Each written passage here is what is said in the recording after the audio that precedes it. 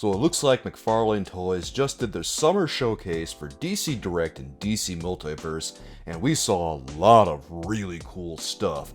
But are all of these worth your money, or should you maybe skip some of these? Be sure you stick around until the end, soulmates, because we're going to talk about what characters we want to see next from DC Multiverse. If you support what I do, please click subscribe and hit the bell for notifications so you don't miss a single video of mine when it comes out. First up on these reveals, guys, we've got the Superpowers collection. This is a DC Direct release. He showed us Superman, Darkseid, and Batman.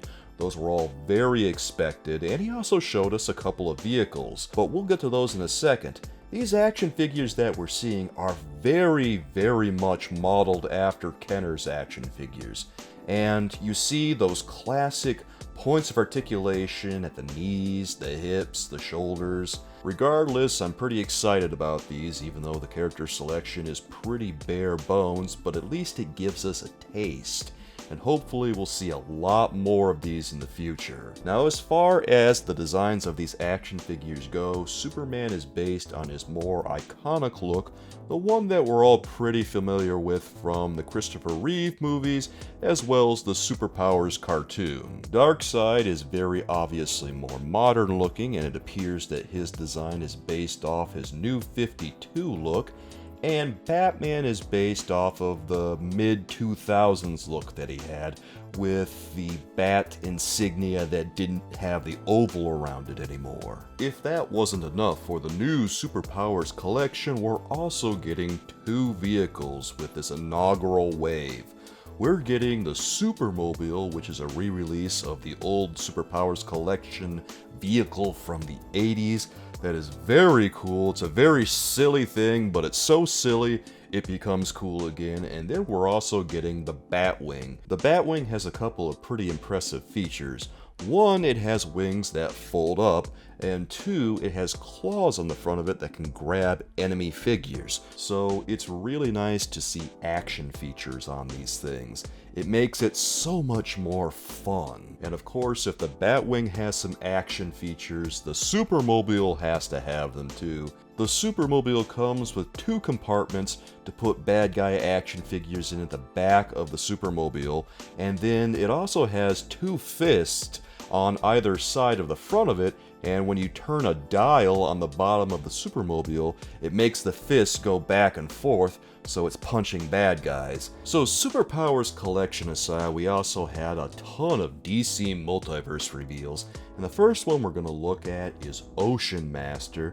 This one is okay. I'm not absolutely in love with him, and his accuracy is somewhat lacking, because on his chest there's supposed to be a black element covering his chest and part of his shoulders, but instead it's just all scales, and it's not quite right, so McFarlane Toys took some liberties on that. But that aside, this does seem like an okay release, just not a fantastic one. I'm glad they got the fin on the back of his legs. When I first saw this, I was afraid that those wouldn't be there. Thankfully they are.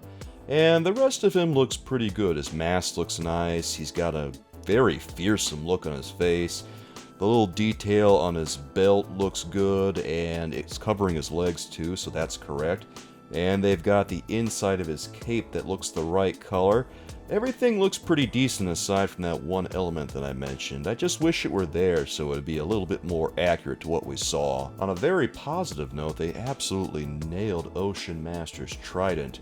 Really great work on that. The next action figure we're going to look at is Nekron from Blackest Night. This one is going to be a Mega Figure, and he looks absolutely tremendous. What an action figure this is. Now, I looked up and down to see if there were any flaws on Nekron here, but it looks like they've nailed the design, and boy, he looks terrifying. They got so much detail in this torso that, you know, if I did get this one, I'd be kind of afraid to touch it. Considering the Atrocitus wave, which was an entire Green Lantern Collect and Connect wave, it should be no great surprise that we're seeing Nekron now, so I completely saw this action figure coming. I guess I just wasn't prepared for how good he was going to be, but considering how good that Collect and Connect wave was, I really shouldn't be surprised. If you're a fan of Green Lantern and you're a fan of that storyline, I think that Nekron here is a no-brainer. The next action figure we're going to look at is Talon from the Court of Owls. And looking at this one right off the bat, my first impression was that he looks a little plain. I immediately thought to myself, I think they could have done a little bit something more with him. But looking at some of the other designs that I've seen, I think that maybe he does look pretty accurate after all, depending on whose artwork you're looking at. But I kind of wish they would have used another design where he had a bit more orange trim on him, or gold trim rather, because I think it would make for a more dynamic action figure. That said, this one's still pretty good and the sculpt is pretty awesome. What I'm hoping for is that in the near future we're going to see this Talon action figure used as the basis for something with a bit more panache. One thing that really bothers me about this action figure is not so much the swords, but the knives that are included with him don't look quite right to me. I feel like he should have come with more character-specific knives, because when you look at the artwork, even the card that's included with him, you see he's got a very specifically shaped set of knives. So all in all on Talon, it feels like we've got a great jumping off point for a better Talon action figure in the near future, but it feels like I'm looking at a prototype or something. It feels like I'm not really looking at the finished product quite yet. I do like this one, but I think this is another one that if I did get him, I would probably wait for him to go on sale before I went for it. This next action figure is one that I absolutely am 100% excited for. This is Deathstroke. And man, I have been wanting a Deathstroke action figure for a long time. Here he is, and he looks great. McFarlane Toys 100% nailed this one, and I feel like that if I did get one right off the bat, this one would be one of those action figures. True to McFarlane Toys' DC Multiverse tradition, there's so many wonderful textures going on with this one. There's the scales on one part of his body, and then there's lines of separation between elements, and there's metal type looking textures on him. This Deathstroke is very nearly perfect. The only flaw I could find on him was a strap on the back of his helmet that is not painted orange, because one of them should be painted orange, but that aside, this is a really perfect sculpt.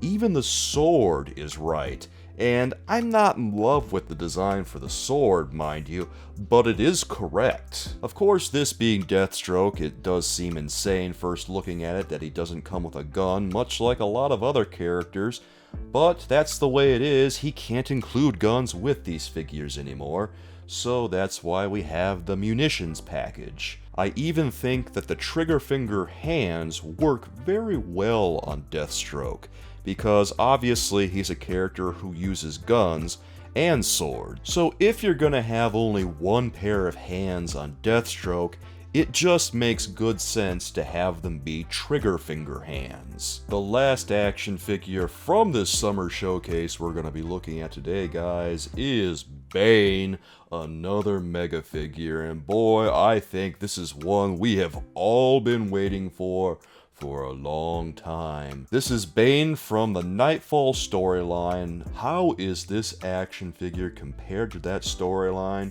Well, honestly, he looks wonderful. I think he looks even better than he does in the comics. Now, it's worth noting that Bane is extremely accurate for the most part here. They've got all the appropriate designs where they should be, but they've also taken a few liberties here and there with Bane's design.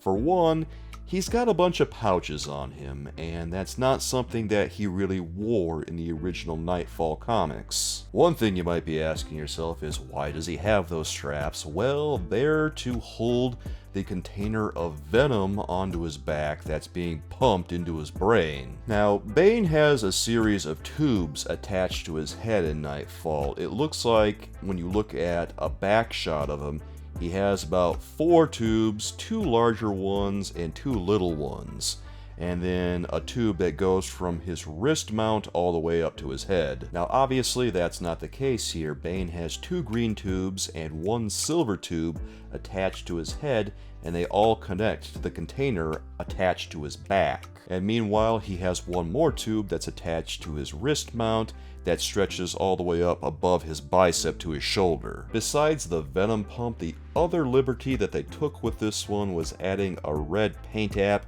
on his belt, and I don't mind that because I think that works too. All the revisions on this one look really great to me, and they just seem like great ideas all around. On a final note on Bane, I'm not sure we're going to be able to have ab articulation or a torso cut on him. And if there is a torso cut on him, it's covered by the venom pump a lot. And I'm not sure it's going to be there. I think the only articulation we're going to get for this one is going to be at the waist. I think the only way Bane could be improved is if he came with an alternate set of hands. He really needs fists. Well, Soulmates, now that we've seen all these new releases from McFarlane Toys Summer Showcase, what DC Multiverse characters do we want to see next? I really want to see Brainiac. I know I've been harping on it. I know I keep saying it, but I really want to see Brainiac. Are these action figures that you have to have for your collection? Are you a little lukewarm on them? Are you on the fence and maybe you want some but not others? Or have these not really done it for you and you didn't really get what you wanted? Let me know what you think down in the comments, guys. I would love to hear from you, and be sure you tell me what DC Multiverse character you want to see next. If you want to learn more about the last set of DC Multiverse figures that are coming out soon, you can check that video out here, Soulmates.